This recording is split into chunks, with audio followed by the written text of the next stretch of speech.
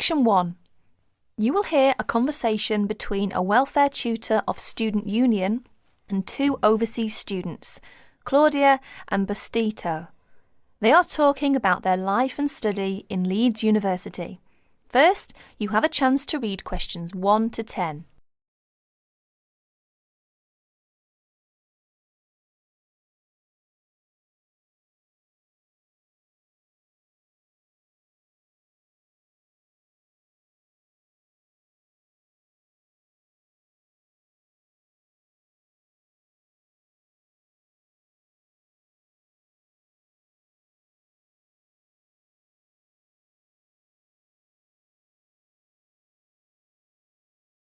Now listen carefully and answer questions 1 to 10.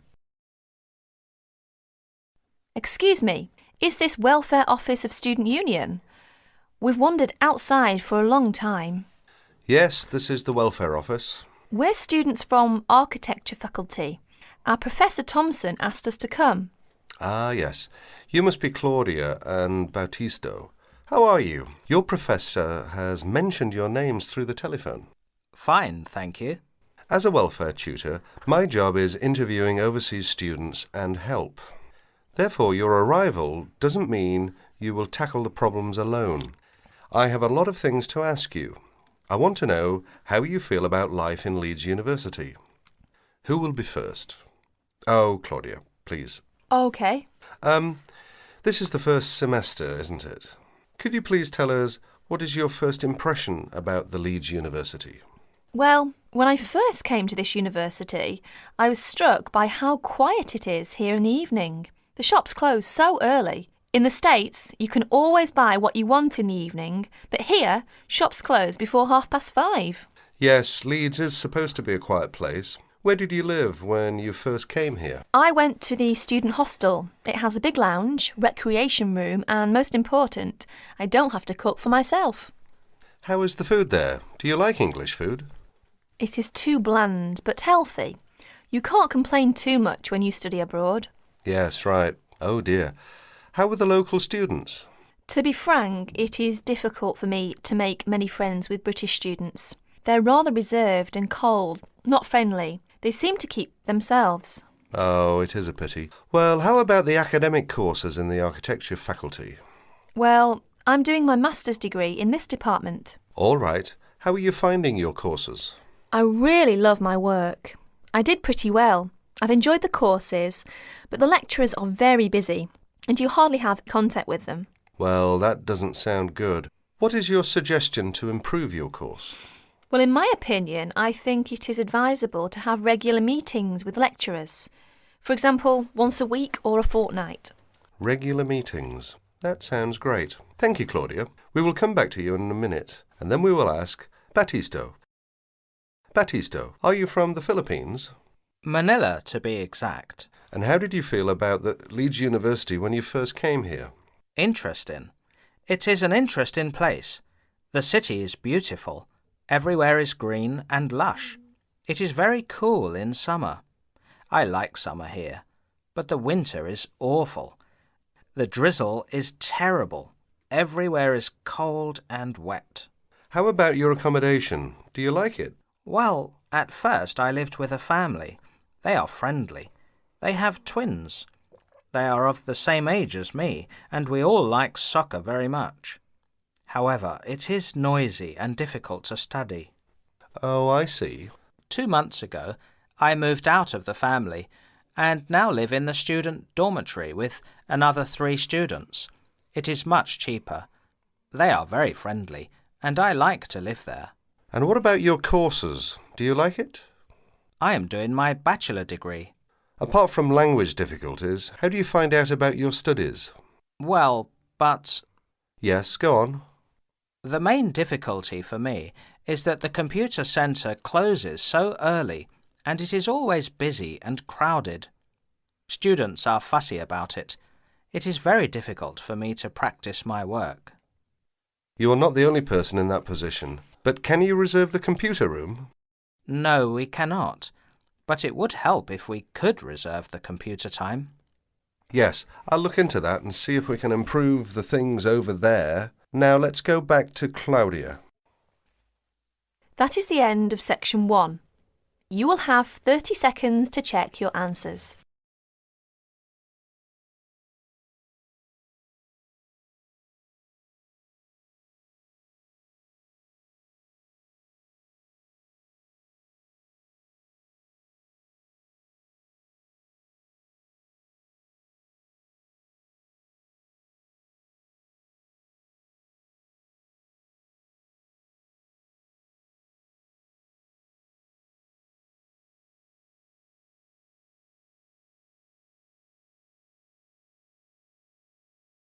Section 2.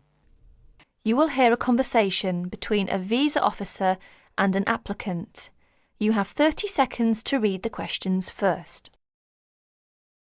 First, you have some time to look at questions 11 to 15.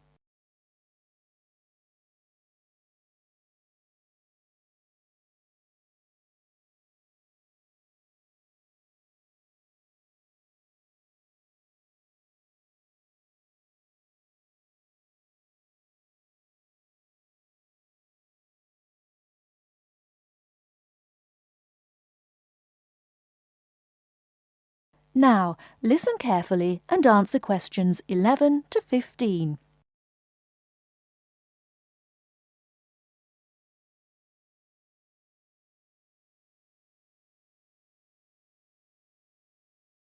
Good morning, Visa Office. How can I help you? Good morning. I'd like to apply for a visa to Australia, please. Certainly, sir. I'll just get a form and then I'll need to take some details down. OK, here we go. Right. Can I have your name, please? Yes, it's Akamora, Kelly Akamora. How do you spell that, please? K-E-double-L... No, your family name, please. Oh, sorry. It's O-K-A-M-U-R-A. O-K-A-M-U-R-A. And your address? Apartment 106, Kingston Street, Hawaii. Kingston Street, Hawaii. Yes, that's correct. So you're an American? Actually, I was born in Japan, but moved to Hawaii 6 years ago. And can I have your age, please, Mr. Okamura? I'm 32. Are you married? Yes, I am. My wife's Chinese. And will your wife accompany you to Australia? Yes, she will. Before you hear the rest of the talk, you have some time to look at questions 16 to 20.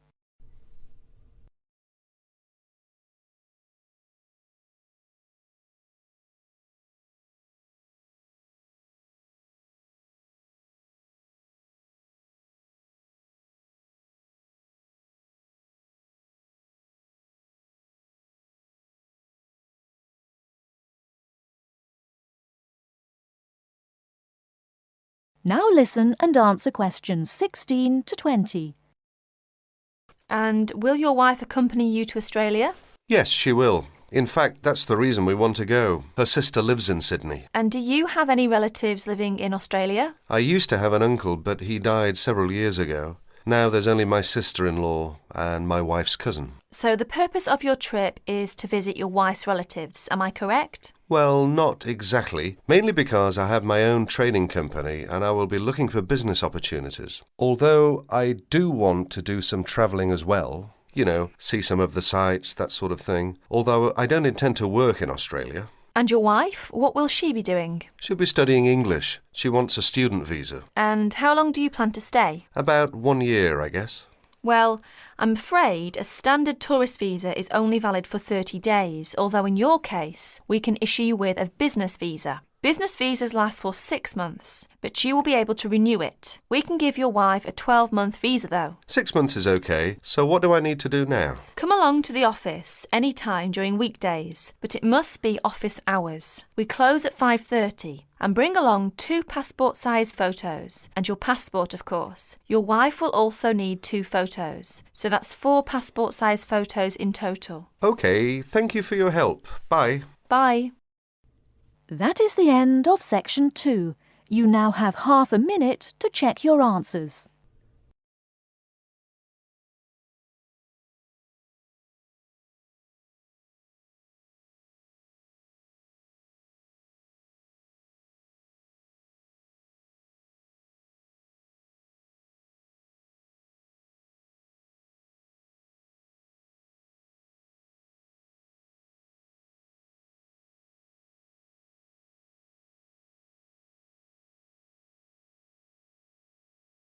Now turn to Section 3.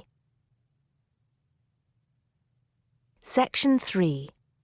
You'll hear two students talking about different aspects of their university. First, you have some time to look at questions 21 to 26.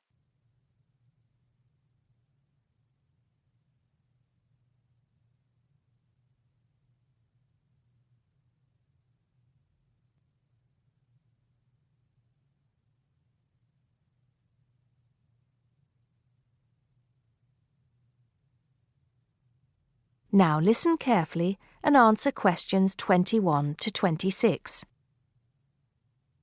Great party last night. You should have come. But anyway, so what have we got to do here? We're supposed to fill this form in by ourselves, but I'm sure it's okay if we chat about it first, don't you think? Yeah, sure. So, there are 10 questions and we've got to tick numbers 1 to 5 for each question. 5 means really good. 1 is bad. Question number 1. Was the course well organized? We'll give that a 5, agree? Yep. No question about that. What does question 2 mean, though? Was the teacher flexible? Is it good to be flexible? Well, that means, was the teacher very strict? Or maybe she gave you more time to complete your assignment. Things like that. So for that question, we should give her a 5. She always gave us an extra day, didn't she? And she wanted to know our opinions on things. We had great discussions. Fair enough. What about this one? Was the teacher friendly and encouraging? I'm not sure about that. She was friendly to some students, but I think she had a problem with Mike and Alex, who were usually late. She did get a bit irritated with them sometimes. Yeah, we weren't too happy about them either, though. I know it was a bit early, with classes starting at 8:30, but you choose if you want to sign up to them or not. So that's no excuse, really. Yeah, they could have taken the evening classes if they didn't want to wake up early in the morning. Now, what about these questions on the course books? Look, the business studies book was interesting, but I thought the human behavior one was boring. Really? That's the one I like the most, perhaps because I want to study psychology. You want to become master of the universe, managing a huge multinational company, don't you? There's nothing wrong with being ambitious, you know? The best laid plans of mice and men. What's that? Some sort of quote? Stop being so literary. Let's get on with question 5. Did you find the campus library a useful resource? Well, most of the books I wanted had already been taken out, but the internet access was definitely useful. Let's give that a 4. Okay, and the staff there were always friendly and helpful. Before you hear the rest of the conversation, you have some time to look at questions 27 to 30.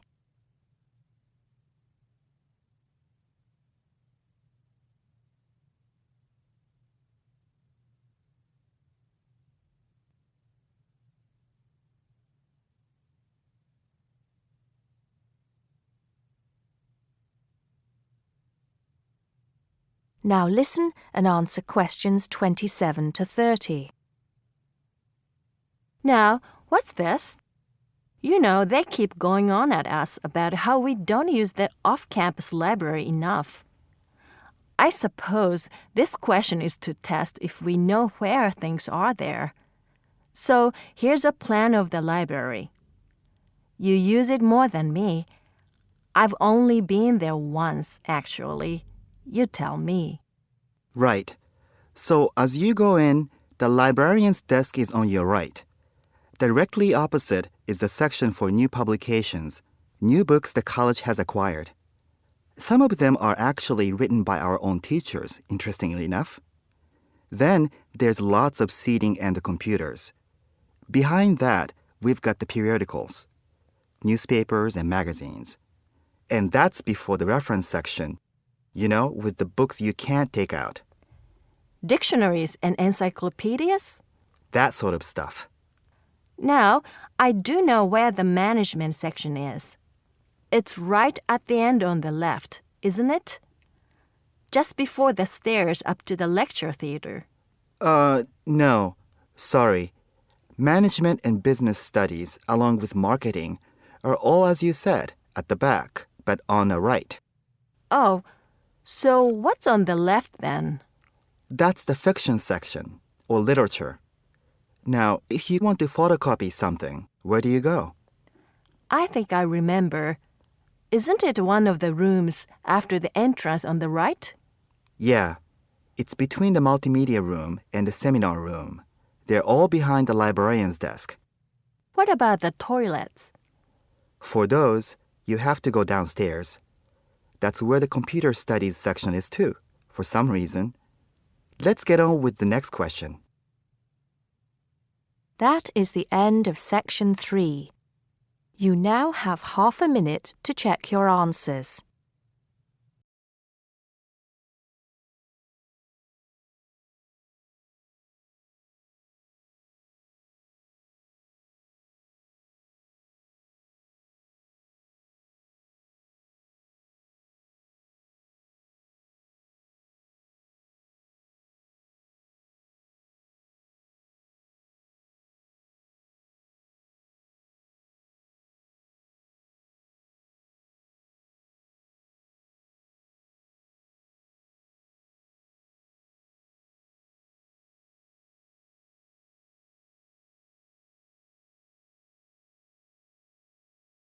Now turn to section 4. Test 7, section 4. You will hear a lecturer talking to a group of engineering students about the design of a greenhouse. Before you listen, you have some time to look at questions 31 to 40.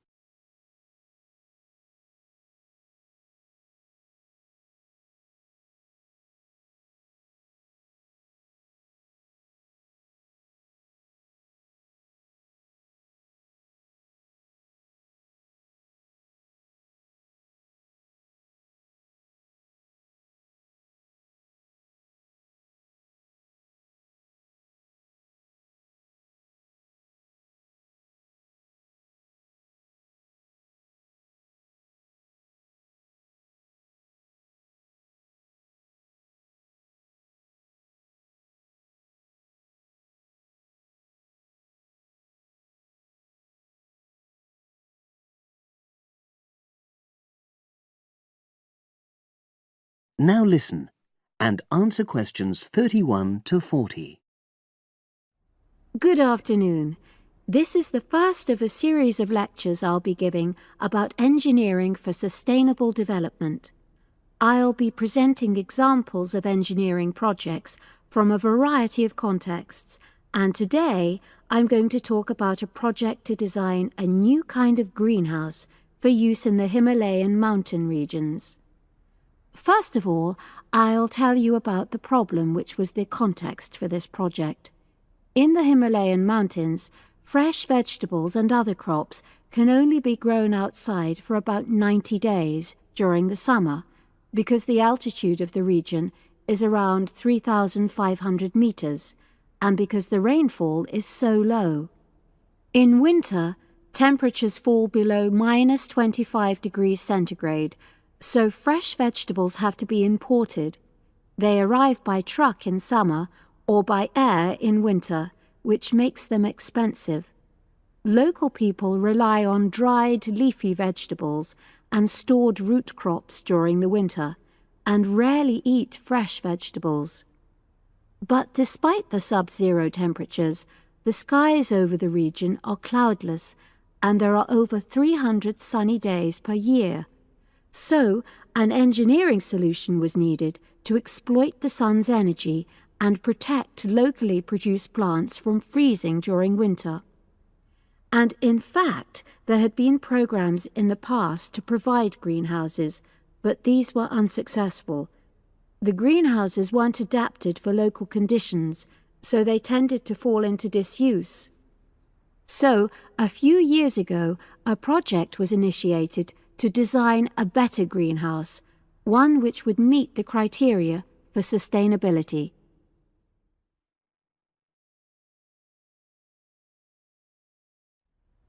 So, what are the criteria for sustainability? Well, first of all, the new greenhouse is designed to be relatively simple, so construction is cheap. Locally available materials are used wherever possible. The walls are generally constructed of mud bricks, made locally, although in areas of high snowfall, more resilient walls of stone are needed. Rammed earth is also used. The main roof is generally made from locally available poplar wood, with water-resistant local grass for the covering. In addition, the construction and maintenance of the greenhouse is done by local craftsmen, so local stonemasons are employed to build the greenhouse walls, and specialized training is provided for them wherever necessary. Then, the greenhouse is designed to run on solar power alone. There's no supplementary heating. And lastly, families are selected to own one of the new greenhouses with great care. They have to have a site which is suitable for constructing it on. They also have to be keen to make a success of using it, and also to share the produce with the wider community through sale or barter. Potential owners are taken to see existing greenhouses before they make a final decision about having one. So, those are the features which make the project sustainable. And now, I'll briefly describe the design of the greenhouse. The greenhouses are orientated very carefully along an east-west axis, so that there's a long south-facing side. The transparent cover on the south-facing side is made from a heavy-duty polythene, which should last for at least 5 years. On the inside of the greenhouse, the walls are painted. The rear and west-facing walls are black to improve heat absorption, but the east-facing wall is white to reflect the morning sunlight onto the crops inside. Finally, there's a door in the wall at one end, and vents are incorporated into the roof, the door, and the wall at the other end, to enable control of humidity and prevent overheating. I'll turn now to the benefits which have resulted from the introduction of these new greenhouses. These benefits are of various kinds, but for now, I'll just mention the social benefits. First of all, people who own a greenhouse gain social standing in their communities because they provide vegetables for the wider community, for regular consumption as well as for festivals, and they also earn income. Secondly, because in rural areas it is women who usually grow the food, the greenhouses have increased their opportunities. They bring the benefits of improved nutrition and increased family income from the sale of surplus produce. And thirdly, as a result of their improved financial position, some families can now afford to educate their children for the first time.